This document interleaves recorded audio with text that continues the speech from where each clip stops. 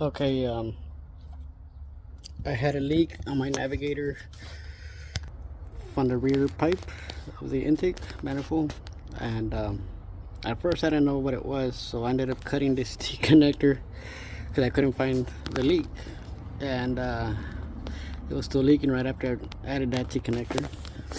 And here's a steel pipe. You see where the leak is at. So I ended up putting a tank weld.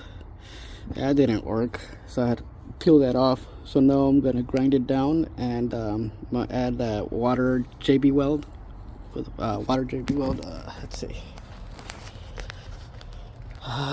Where is it? So let's see if this works. I'll keep you guys updated. Okay, I had to remove all the electrical components, the battery and the coil, and then I put a rag down there to make sure that there's no dust or trash to go back down there. And there is the steel pipe leak way at the bottom. I don't know if you guys can see it through here. Anyways,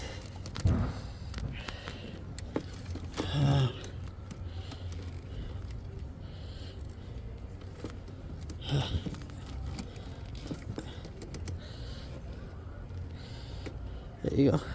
See it? Okay, I use the medium pad and the heavy duty one. I use the medium first and then the heavy duty one towards the end. I also use grease and tar remover before I started doing the sanding. And that's pretty much what it looks like after I'm done. It's not the best, but it's something.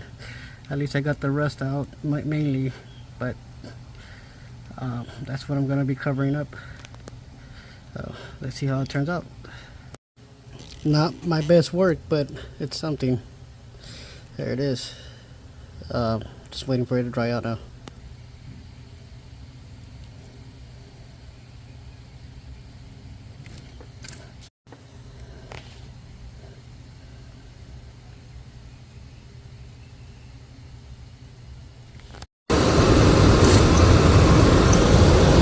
There you have it. No leaks.